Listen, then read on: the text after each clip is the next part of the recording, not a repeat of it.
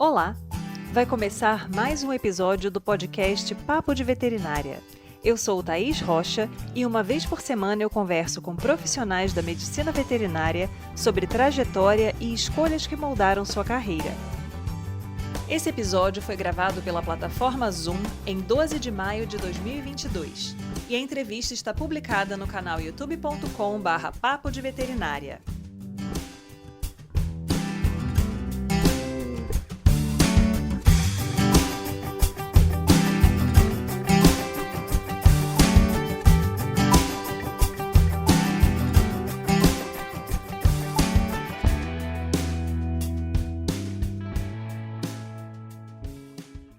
A inspeção de produtos de origem animal tem muitas faces.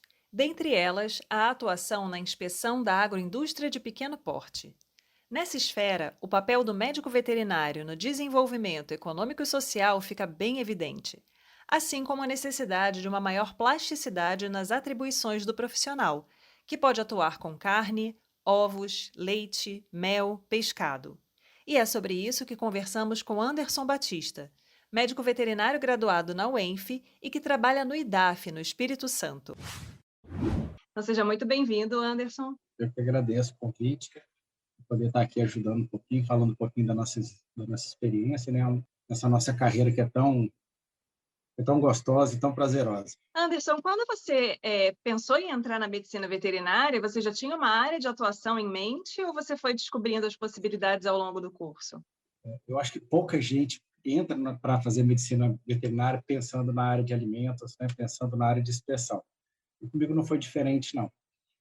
Minha ideia inicial era trabalhar com reprodução, na área de melhoramento genético, reprodução. Dentro da minha vida acadêmica foi para onde eu tentei me direcionar, me encaminhar, né? Só que, ao longo do curso, na verdade, depois que eu me formei, eu fiz lá na UENF, em Campos, né? Voltei para o Espírito Santo e falei assim, e agora? Qual é o mercado disso aqui no estado? A gente está falando isso em 2002, né? Então, o mercado era bem restrito. Poucos produtores trabalhavam com a parte de melhoramento genético, inseminação. Ainda estava engateando aqui no estado. E eu não tinha know-how, eu não tinha contatos que pudessem me colocar no mercado, né? Então, eu me sentia assim, um pouco meio que perdido, né? Após a minha formatura. Acho que como todo recém-formado fica, né? Fica sem saber para onde vai. Surgiu a oportunidade de entrar no IDAF, primeiro como temporário, né? O famoso TT, e já fui direto para a área de inspeção. Eu entrei 2 ou 3 meses depois que eu me formei e já fui lá para o frigorífico Abave, que é o frigorífico da Cofril. E já fui trabalhar logo de cara no maior frigorífico do estado, né, com inspeção estadual, e fui lá sem saber nada praticamente de inspeção, porque era uma matéria que durante o curso não chamava tanta atenção, né? Também pela UENF, tem um direcionamento muito para a área de pesquisa, né? Então, eu acabei indo para lá, mas falei assim, olha, eu tinha consciência de que eu ia ter que estudar, ia ter que correr atrás e começar do zero, né? E foi assim. Tive a ajuda de muitos colegas que já estavam na inspeção, auxiliares de inspeção também, e me passaram muito da prática, né, em si, da inspeção. E fiquei quase 3 anos, né, na área de inspeção em frigorífico, né? Mais um pouco, 4 anos.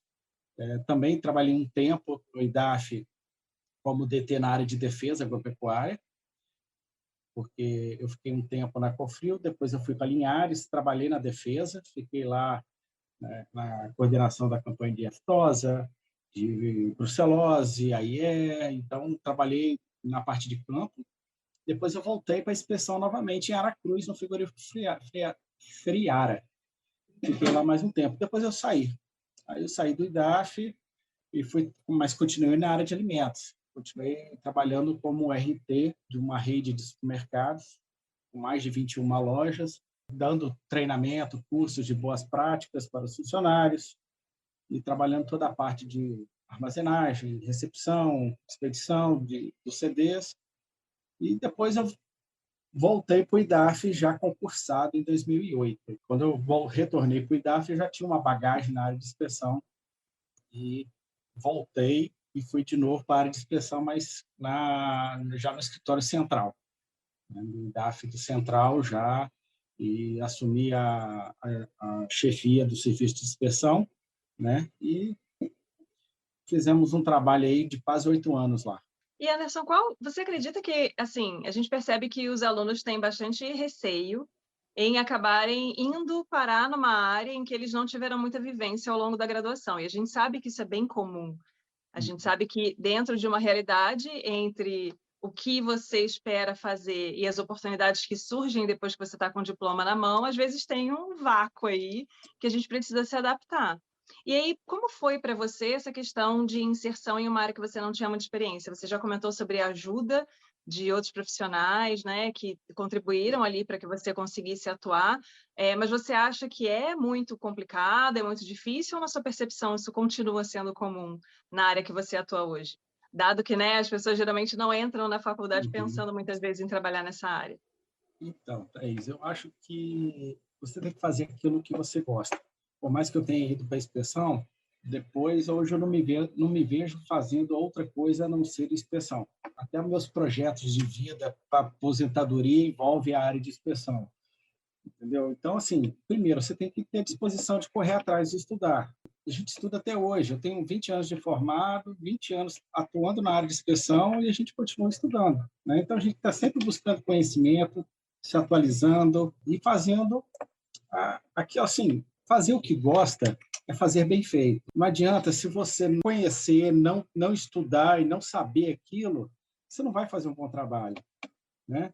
Então, assim, hoje eu vejo que Deus direcionou minha vida muito bem, muito melhor do que eu tinha me programado para ela, né?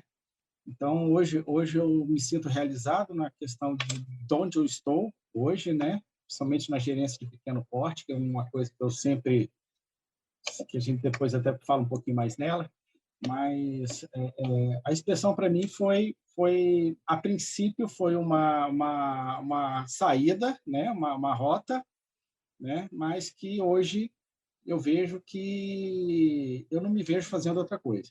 A gente percebe que o encantamento da sociedade, de maneira geral, com relação ao trabalho do médico veterinário, muitas vezes está na lida direta com animais, né? Aquela coisa de, Uhum. o bichinho fofinho, a vaquinho, o cavalinho, a produção de alimentos, e essa área de inspeção, de tecnologia de alimentos, de defesa sanitária, muitas vezes não é muito vista pelas outras pessoas que não são do meio. Mas a gente percebe em outros papos que a gente conversou com profissionais que atuam nessa área, que a importância dessa área é indiscutível, né, para a gente ter acesso a alimentos de qualidade e a gente ter esse controle, né, de doenças veiculadas por alimentos, enfim, tem vários aspectos aí que a gente poderia citar. E é um trabalho que acaba sendo apaixonante, porque você sabe a importância daquilo que você está fazendo para o meio que você vive. Então, é bem bacana isso, né? Acho que na sua fala isso fica bem claro. E também a possibilidade de aprender. A gente sai, mesmo que a gente não saia com uma base muito sólida em alguma área, a gente sabe que é totalmente possível aprender a atuar em qualquer área que a medicina veterinária proporcione, né? Então, é bem bacana os alunos terem essa mente aberta para, caso durante a graduação seja possível, terem as experiências em diferentes áreas, em diferentes disciplinas ali, até para terem uma ideia se é possível ou não para aquele indivíduo gostar de uma determinada área, mas eu acho que é só uma vivência real no dia a dia que permite essa escolha com mais critério, senão fica muito abstrato, né? Não, eu acho que eu não ia gostar de trabalhar com inspeção. Quantas atividades na sua vida você fez relacionadas a essa área, né? Então, é interessante isso, né? E tive colegas que entraram para a inspeção e realmente não se adaptaram, não gostaram, inclusive fizeram pedido para sair, outras concursadas até saíram do órgão, né? Porque tem que ter uma entrega também. Você está sempre trabalhando no limiar ali entre sua técnica, né, o seu conhecimento, né? Mas do outro lado tem seres humanos, não animais também, né? Os donos os proprietários dos animais, dono do frigorífico. Então você trabalha ali numa linha, uma coisa que quando eu entrei me falaram e eu guardei isso para mim e eu repito para todo mundo que começa a trabalhar nessa inspeção, né? Que o melhor inspetor, né? A melhor inspeção não é aquela que mais condena, mas aquela que mais se aproveita. Só que para você fazer isso, você tem que ter muito conhecimento técnico na área, porque se você ficar em dúvida, você condena. Então, assim, você passa a ter uma responsabilidade grande nas mãos. E a inspeção, ela não é só ali no momento, é você traçar um plano, traçar metas, objetivos, é você fazer um plano de trabalho dentro de um estabelecimento, ou no meu caso hoje, que eu trabalho com pequenos estabelecimentos. Então, a gente está, toda vez que eu vou fazer uma inspeção em um estabelecimento, eu tenho que estudar o estabelecimento antes, eu tenho que pegar o manual, eu tenho que pegar todo o histórico dele, se ele já teve algum problema nas análises fiscais ou não. Então, eu tenho que fazer esse estudo do estabelecimento, ver o histórico, ver o manual, para depois ir fazer essa inspeção. Então, assim, não é nada que seja rotina, fixo, todo dia, como muita gente acha que é. E aí existe também a questão da responsabilidade, né? Por isso que eu acho que é interessante a gente puxar já para essa área da agroindústria de pequeno porte, porque a gente sabe que no pequeno porte as margens são muito mais estreitas. Então, a possibilidade de repente, a condenação de um produto levar à falência daquele estabelecimento é muito maior do que quando você tem um problema desse tipo em uma indústria de maior porte. Então, como é que você encara esse trabalho? A gente tem uma proposta na GEAP, que é a Gerência do Trabalho, que é você ter foco no produto. Nosso sistema de inspeção ele é muito voltado para a estrutural, parte estrutural. Só que com pequeno não tem como a gente fazer todas as exigências físicas de estruturas, de equipamentos que para uma indústria consegue absorver isso e implantar rapidamente. Então, a gente trabalha muito a questão das boas práticas e foco no produto. A gente tem uma frequência de análise laboratorial muito maior. O que a gente vê, primeiro, não vou dizer para você que nunca, mas a gente ainda não pegou em 3, 4 anos de GEAP nenhuma fraude em produto. O pequeno produtor, ele não se preocupa em fraudar.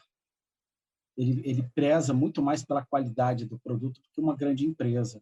Ele trabalha em pequena escala, então se ele fraudar, ele está fraudando em pequena escala, para ele não compensa. Quando há um desvio, há por um erro na técnica de produção. Tá? Agora, análises microbiológicas inconformes, às vezes coisa simples, só de você falar, eles já se desesperam, porque para eles aquilo é, ai meu Deus, né?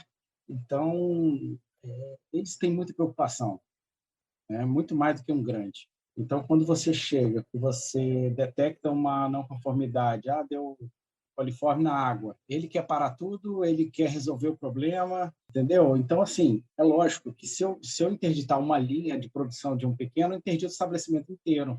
Tá? Isso já ocorreu, e para ele realmente é um baque, porque ele vai ficar ali 15 dias, 20 dias sem produção. Eles têm uma preocupação muito maior pela qualidade do produto do que, às vezes, uma grande empresa. Você acha, então, que talvez em um comparativo te dê até, entre aspas, né, menos trabalho fazer essa fiscalização nos pequenos estabelecimentos do que nos maiores? Dá menos trabalho no intuito de que você está lidando direto com o produtor, mas o produtor, às vezes, ele não tem conhecimento técnico na área, então ele acaba você tendo que fiscalizar e orientá-lo. Olha, deu problema aqui, isso aqui é pós-pasteurização, então vamos trabalhar isso, vamos melhorar aqui. Você acaba sendo um orientador dentro do estabelecimento dele, e ele confia em você para isso. Você trabalha numa relação com o pequeno muito mais de parceria do que a própria fiscalização. Isso é nítido. Isso é nítido, porque eles confiam em você, eles ficam te ligando, tirando dúvida e querem saber disso. Toda assim, as dúvidas técnicas deles, eles vêm tirar com você. E quando há um problema, você identifica, você aponta e você sugere as correções. E eles prontamente atendem. No caso da sua rotina, você roda o estado todo ou você roda alguma região específica? Não, hoje eu faço as inspeções para registros de estabelecimento e faço também as inspeções pós-registro, que a gente chama as periódicas, desde Mantenópolis até Pedro Canário e Caparaó, não tem. A gente às vezes só escolhe uma rota. Semana que vem eu vou para Jaguaré, Conceição da Barra, São Mateus. Mas a gente, por enquanto, a gente ainda roda o estado todo, fazendo assim, porque dependendo do número de estabelecimentos registrados, aos poucos a gente vai passando esse acompanhamento para o profissional que está lá no município, né? Então, assim, o primeiro contato a gente faz a vistoria de registro, pós-registro, a gente acompanha aquele estabelecimento enquanto ele está no provisório. À medida que ele for passado por registro definitivo, ele passa a ser acompanhado pela unidade veterinária local. Entendi. E aí, então, você tem um deslocamento aí considerável ao longo das suas semanas entre diferentes regiões ali do estado para poder fazer esse acompanhamento. E aí, existe uma periodicidade pré-estabelecida para o retorno dessas fiscalizações nesses estabelecimentos ou não? Ou é variável? Todo estabelecimento registrado, ele passa por uma análise de risco. Nessa análise de risco tem quantidade de produtos registrados, qual a categoria desses produtos, né? Se é produtos de maior risco, risco mais baixo, se ele já teve a análise laboratorial em conforme ou não, se ele tem um manual de boas práticas implantado, funcionando. Então, todos esses dados a gente joga numa fórmula e daquela fórmula a gente tira o grau de risco daquele estabelecimento. E de acordo com esse grau de risco é estabelecida a periodicidade. Então, o estabelecimento ainda não implantou o manual, está em fase de implantação. Ele tem 12 produtos registrados. Dentro desses 12, tem produto de alto risco, que são os produtos fiscais, por exemplo. Então, ele vai ter uma periodicidade bimestral.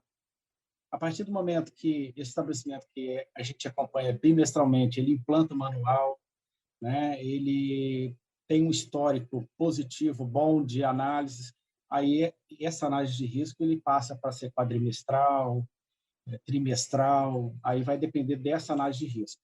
Essa análise de risco ela está no site do IDAF, ela está lá na página de agroindústria, né? Lá no CIAP, a gente tem uma formulazinha por categoria de estabelecimento, a gente joga os dados lá e tira essa sazonalidade de fiscalização. E como é que você explica para as pessoas o que você faz? Porque provavelmente quando você fala, eu sou médico veterinário, já vem alguém falando, meu cachorro está se coçando, meu gato está espirrando, meu cavalo mancou. E aí, como é que você explica para as pessoas o que é o seu trabalho dentro da medicina veterinária? Tem uma sobrinha que ela começou a cursar veterinária, no terceiro período ela veio me perguntar, por que você não trabalha na sua área? Ela estava dentro da veterinária no terceiro período. Então, assim, as pessoas associam muito a questão da inspeção com a vigilância sanitária. Os amigos mais próximos, quando ouvem as pessoas me perguntando, já falam assim, não dá seu cachorro na mão dele não, porque vai sair embalado do outro lado. Eu falo logo que eu trabalho na parte de alimentos, faço inspeção em frigoríficos, laticínios, né? A gente deixa bem claro isso, mas para muita gente realmente não, a veterinária não está associada à área de alimentos. Esse é um trabalho que cabe até a gente mesmo, que está trabalhando como fiscal agropecuário, e até mesmo nosso próprio conselho veterinário, divulgar um pouco mais com relação a isso, para ter a importância da nossa profissão para a segurança alimentar. Segurança, quando a gente fala em segurança, não é só a questão sanitária, mas é de produção também, né, na parte de garantia da qualidade, da quantidade, enfim. A gente tem uma profissão ela é bem ampla, né? Então a gente tem que explorar mais um pouquinho isso. Com certeza. Estamos aí no canal tentando fazer esse trabalho, né? Ótimo, excelente. E aí, Anderson, você Isso. pensando na questão do IDAF, né? Ele é um órgão estadual super importante. A gente sabe que recentemente houve um concurso para o IDAF, uma quantidade absurda de pessoas se inscrevendo para prestarem esse processo seletivo. Como você explicaria o papel do IDAF dentro do Estado, né? O que esse órgão faz? Quais são as diferentes facetas de trabalho que a gente pode encontrar? Você já entrou como temporário, depois você voltou como efetivo. Então, como é que pode ser essa carreira dentro do órgão? O IDAF ele é um gigante dentro do Estado do Espírito Santo, né? É um dos órgãos que mais oferece serviços para a sociedade, porque ele tem a parte de inspeção, ele tem a parte de defesa animal, tem a parte de defesa vegetal, tem a parte de agrotóxicos, mexe com a parte de registro de agrotóxicos, florestas. Então, ele é um órgão ambiental também, tem licenciamento ambiental, tem a questão da unidade da UTE, né, que é a parte de terras e cartografias. Então, assim, a quantidade de serviços hoje oferecidos pelo IDAF dentro do Estado do Espírito Santo, muito grande, muito grande. E, assim, no interior, a gente tem uma noção de que a população conhece mais a atuação do IDAF, porque está mais próximo ali. O IDAF é um órgão que tem escritório em todos os municípios do Espírito Santo. Então, nós temos uma capilaridade, a quantidade desses serviços que chegam até a população também é muito grande. Uma hora, qualquer um vai precisar dos serviços do IDAF. Hoje o IDAF tem a segunda maior frota de carro dentro do estado, só perde para a polícia. Então, assim, é um órgão grande e que muitas vezes a gente fica um pouquinho escondido ali, né, fazendo a parte de fiscalização, porque a fiscalização muitas vezes ela não é muito bem vista por algumas pessoas, né? E o IDAF tem investido muito em tecnologia. A parte veterinária, foi feito concurso agora, né? E a parte de defesa está se investindo em tecnologia e a parte de softwares e tudo mais para a gente também otimizar um pouco. Mas você teria assim alguma sugestão de estudo para dar para os alunos que gostariam de fazer concursos, eventualmente quando houver novamente essa oportunidade? Alguma dica, assim, alguma Assim, orientação? vaga sempre vai ter, tá? Foi feito concurso agora, mas mesmo entrando todos do concurso, ainda vai ter necessidade de mais gente. A máquina pública ela não consegue crescer na mesma velocidade do que a privada, né? Então, estão entrando agora 15 veterinários, mas daqui a 2, 3 anos vão ter mais 10 frigoríficos, mais 10 estabelecimentos. Então, a necessidade sempre vai estar grande. Eu falo sempre que a gente tem que, para concurso, eu falo que a gente tem que fazer o feijão com arroz, fazer o básico. Não adianta você estudar só as matérias específicas de veterinária e ir mal em português, ir mal em informática, e ir mal nas outras, porque são essas que vão fazer diferença. Né? Nas específicas, se você for na média de todo mundo e for bem nas outras, as suas chances são grandes, né? Bom, foi assim comigo, né? Eu não fui nenhum expert nas específicas, mas nas de base eu fui bem, então eu consegui entrar dessa forma, né? Então eu falo assim, é bem geral.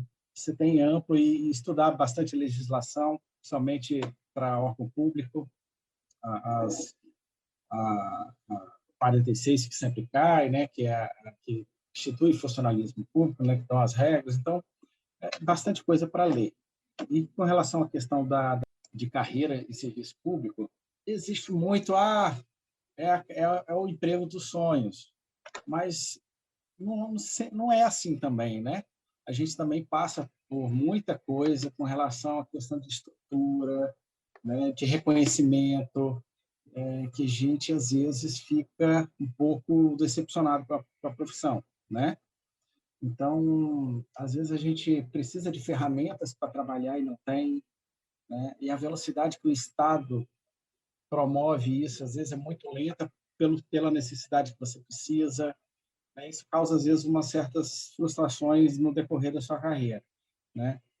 Então, assim, não é mil maravilhas, né? O serviço público tem as suas particularidades, tem os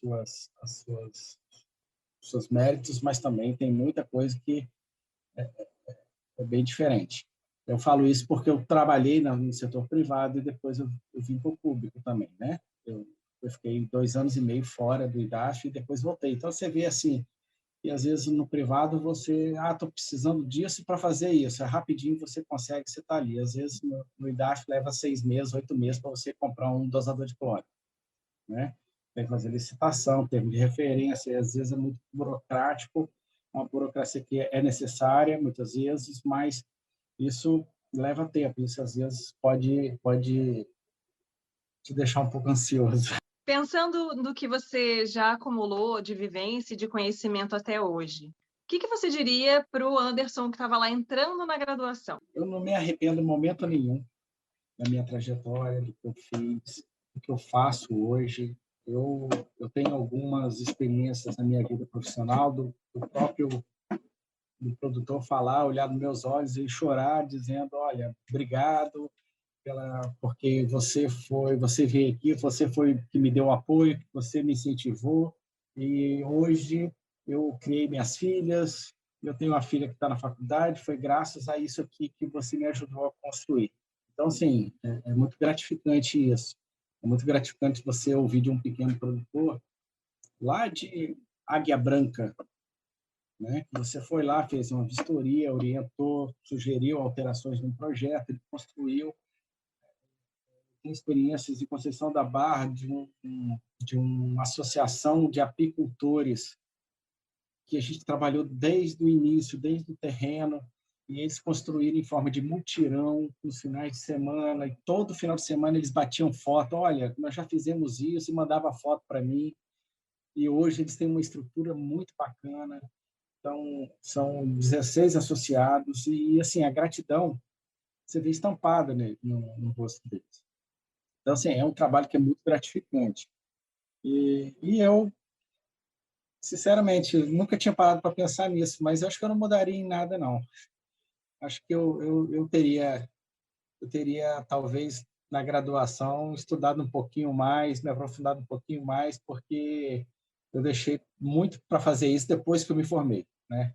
Assim, a minha entrada no IDAF foi até um pouco traumática, porque eu assumi num dia, eles me deram a chave do carro, olha, o frigorífico fica lá e pronto. E eu tive que ir para lá sem nada, só pelo que eu tinha acabado de me formar. E assim, se eu não tivesse se eu não tivesse parado e estudado, corrido atrás, eu acho que eu teria desistido lá mesmo, né? Mas eu, eu não me vejo hoje fazendo outra coisa e não me vejo também até agora o momento de parar, né? Enquanto eu puder estar ajudando, orientando, eu fui chefe do serviço de inspeção do CIA durante 8 anos. Eu assumi em 2008, fizemos o trabalho de estruturação, né? Formamos uma equipe e fomos até ao reconhecimento da equivalência do CISB pelo mapa. Depois de lá, eu busquei outros caminhos. Fui para a captação de recursos, já que eu tinha uma MBA em gerenciamento de projetos, fui buscar outros áreas. E surgiu em 2015 um convite para ir para a SEAG, trabalhar como gerente de produção animal, na Secretaria de Agricultura. Lá eu fiquei por 2 anos e meio. Até então, eu tinha uma cabeça de fiscal. Eu era chefe de serviço de inspeção, eu tinha uma cabeça de fiscalização. E trabalhava com empresas que pagavam um responsável técnico que discutia as questões técnicas com a gente. E quando eu fui para a SEAG, a realidade lá era completamente diferente. A gente tinha que trabalhar muito mais fomento. E trabalhei com quilombolas, trabalhei com assentamentos, com associação de pescadores. Isso mudou um pouquinho a minha cabeça com relação à inspeção em si, né? Falar quantos pequenos produtores estão aí produzindo queijo, vendendo queijo nas feiras, nos mercadinhos ou de porta em porta. Mas eles não têm condições de se registrar no CIEI, nós vamos fingir que não existe? Existe. Está aí. Entendeu? Então, o que a gente faz? A gente tem que buscar alternativa para esses pequenos. Não tem como a gente falar em inspeção sem falar em parceria, sem falar em orientação. com o pequeno produtor, porque às vezes eles não têm nem acesso à informação, eles não conseguem nem chegar próximo para saber o que está certo e o que está errado, eles não têm nem esse conhecimento. Então, quando eu voltei da SEAG, surgiu a ideia da gente criar uma gerência para o pequeno, uma gerência que fosse mais próxima, mais orientativa e formasse uma parceria maior. E desde então a gente vem trabalhando dessa forma. Então, hoje, eu consigo chegar em casa tranquilo, com a minha cabeça leve, sabendo que eu fiz o meu trabalho bem feito, sem ter apurrinhação, né? Porque o pequeno ele está ali para te sugar, para pegar informação sua. E se você trabalhar em parceria, se você souber conversar e orientá-lo da forma correta, a gente consegue bons resultados. E as nossas análises laboratoriais dizem isso. É bem bacana a gente pensar nesse papel social que o médico veterinário tem, né? Exatamente de fazer essa ponte entre, muitas vezes, o pequeno produtor, aquele que tem menos recurso, menos acesso à informação, e trazer ele sem excluir, porque é muito mais fácil você dizer para o cara, olha, você não tem condições de fazer isso, então vai procurar outra atividade, do que você tentar estruturar um serviço que oferece para ele a informação no nível que ele consegue alcançar, para que ele chegue a uma qualidade aceitável ali do produto dele e consiga inserir isso no mercado. E eu achei Falou tudo. interessante também que você comentou sobre apicultores, então, assim, a gente percebe que é um trabalho também bem amplo, né? Você atua ali em várias frentes diferentes. Então, você trabalhou em frigorífico, você trabalha com produtor de queijo, você trabalha com apicultor, você trabalha provavelmente em algum nível com pescado, então é bem interessante porque acaba sendo muito dinâmico também, né? Eu me considero um veterinário generalista na área de inspeção. Então, eu sei um pouco de cada área. Não tenho vergonha de falar que eu não sou especialista em área nenhuma. Quando eu estava no CIA, houve essa necessidade de especializar, né? Então, quando a gente montou a equipe, eu trouxe uma pessoa só para leite, só para lidar com a área de leite, outra só para carne, outra lidou só com ovos e mel, né? Produtos de abelha. Com pequeno, a gente não tem essa especialização lá dentro da nossa gerência. Então, eu me considero um generalista, né? Eu sei um pouquinho de cada coisa, eu sei o básico de cada coisa, né? Mas, por isso que eu falo, a gente continua estudando. A gerência lá, a gente ajuda também, a gente tem um outro programa dentro da gerência, que é o SUSAF, que é o programa que dá apoio aos serviços de inspeções municipais, né, através de um programa que oferece uma equivalência, como se fosse o CISB, né? Então, o SUSAF é uma equivalência do Serviço de Inspeção Municipal com o CIAP, que é o Serviço de Inspeção de Agricultura de Pequeno Porte. Então, os municípios que conseguem essa equivalência, elas passam a comercializar, os produtores têm a possibilidade de comercializar no estado inteiro, não só mais em âmbito municipal. E hoje nós temos 9 municípios que têm essa equivalência já reconhecida, né? É Domingos Martins, Marechal, Castelo, Venda Nova do Imigrante, Cachoeiro, Linhares, Cariacica e Viana. Então, esses municípios eles já têm a competência, né, de indicar o estabelecimento, e esse estabelecimento, mesmo com inspeção municipal, fazer o comércio estadual. E dentro desse programa, uma das coisas que mais me dá prazer dentro deles é a questão de, de compartilhar experiências e conhecimento, porque o médico veterinário que está lá no serviço de inspeção municipal, isolado, às vezes ele não tem equipe, é ele mais um, é ele um técnico, a dificuldade que eles têm em capacitações, em tirar dúvida, poxa, eu estou com uma dúvida aqui, a quem eu vou recorrer? Então, assim, o SUSAF ele vem trabalhando de juntar todos esses municípios, né? Porque a dificuldade de um é a dificuldade de todos. E a gente, juntos, buscando as saídas e melhoria desses serviços. Então, nós assim, muito prazeroso sentar com um serviço de inspeção que está muito bem montado, muito bem estruturado, que tem todos os processos, documentos, todo muito bem formalizado. Que, infelizmente, isso não é a realidade da nossa maioria. Muitos municípios ainda encaram o serviço de inspeção municipal como se fosse um custo, e não como um investimento para o município.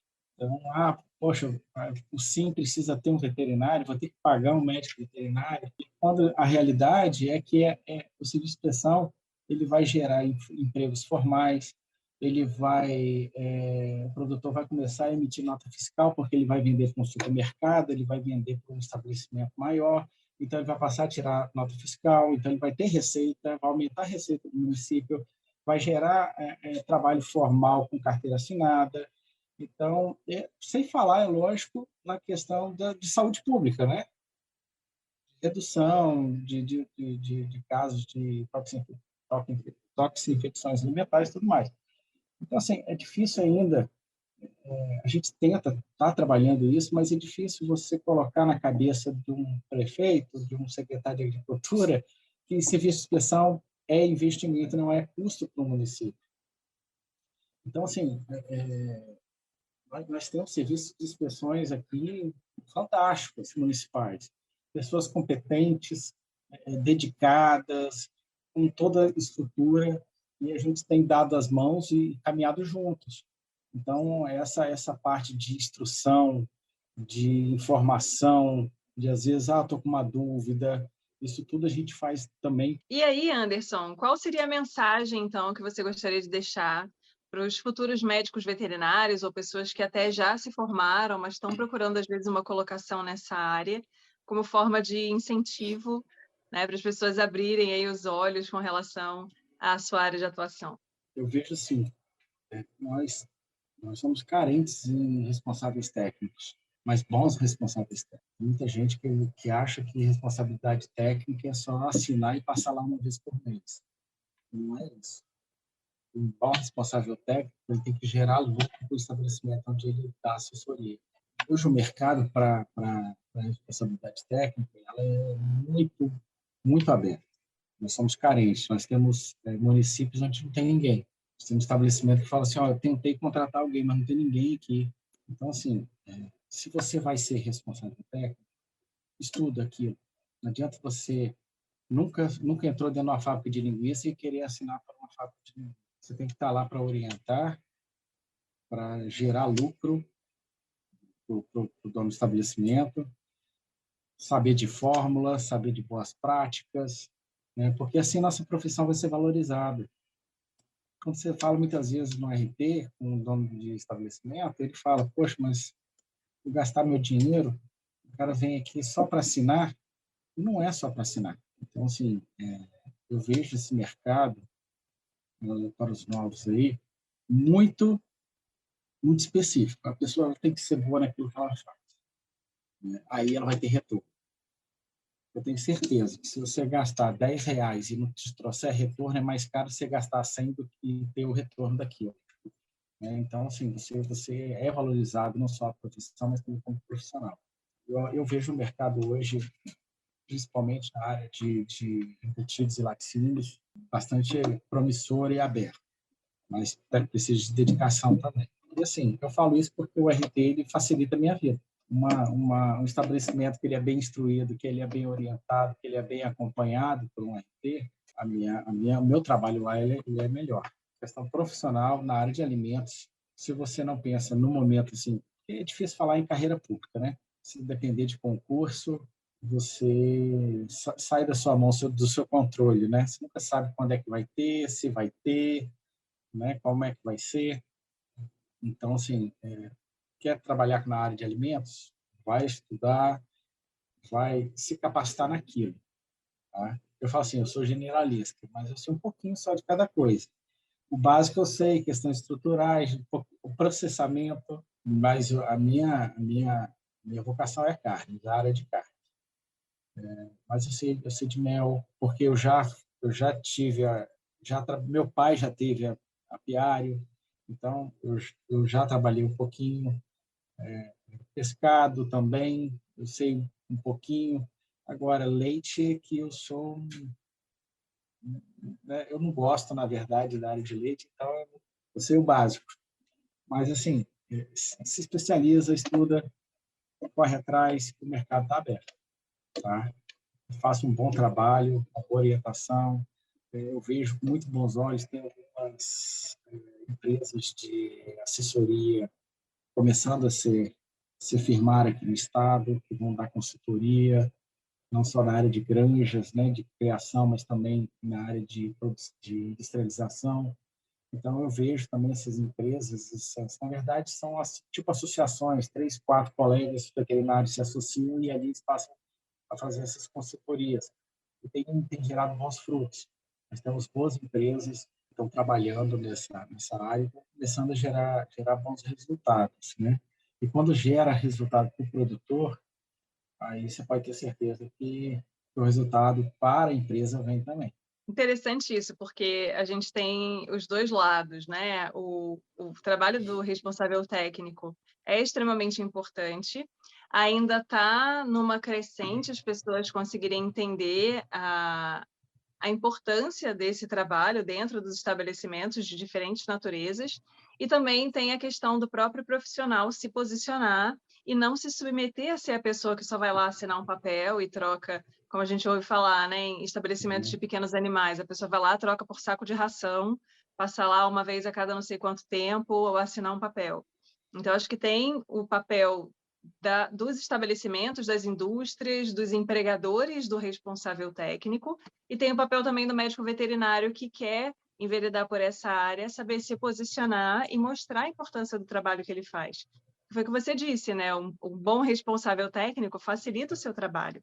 E ele diminui também o impacto que qualquer processo que não caminhe bem pode gerar para aquela indústria. Então, é importante as pessoas terem atenção a isso e não virem só repetindo aquele velho padrão de fazer de qualquer jeito, porque isso aí acaba tendo impacto tanto para a indústria, quanto para o estabelecimento, quanto para o profissional. Então, a gente tem que se posicionar também para ressaltar a importância dessa área de atuação, né? Eu me lembro na época que eu saí do IDAF como temporário, fui trabalhar numa rede de supermercado. No meu primeiro dia, o dono da rede me chamou e me mostrou um processo judicial, onde constava que se eu não me engano, acho que é a CAPES, que é a Associação de Supermercadistas, tinha ganho na justiça que não era obrigada a ter um RT em supermercado. Então, ele me mostrou o processo: eu não sou obrigado, mas eu estou te contratando porque eu entendo que o seu serviço aqui dentro vai me trazer retorno. Então, assim, podia muito bem ter feito isso, mas o que ele esperava de mim naquele momento? Ele esperava era o retorno. Ele não estava me contratando porque ele era bonzinho, porque ele era obrigado, né? Ele queria um retorno. E dali eu tive que trabalhar para dar retorno para a empresa. Dar retorno como? Diminuindo perdas, melhorando a armazenagem de produtos, aumentando o tempo de prateleira. Então, eu tive que trabalhar nesse sentido para poder gerar esse retorno para a empresa onde eu estava.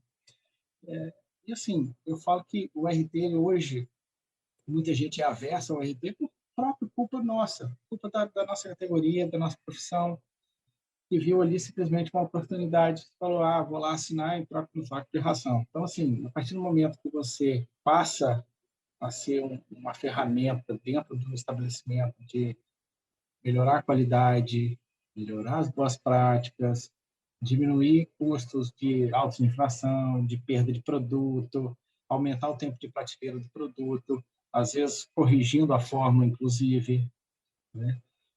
Às vezes até simplesmente na manipulação, às vezes no processamento. Pelo simples fato de você trabalhar essas coisas, seu trabalho é valorizado.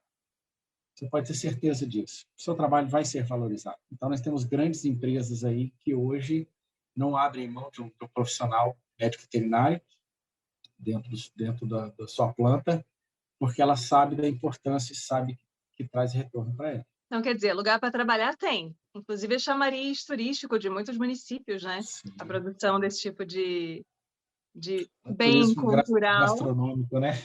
É, exatamente. Acaba Cada município sendo tem o importante seu para a economia do carro-chefe, município. né? Anderson, muito obrigada pela sua participação, foi ótimo. Acho que você trouxe vários pontos muito importantes da atuação na agroindústria de pequeno porte. Então, queria te agradecer por estar aqui com a gente hoje. Este foi o Papo de Veterinária. Obrigada por ficar conosco até aqui. E não esqueça de compartilhar com seus colegas que também gostariam de saber mais sobre a profissão. Toda quarta-feira temos vídeos novos no youtube.com/papo de veterinária. E às segundas-feiras estarei aqui com vocês para mais um episódio. Até lá!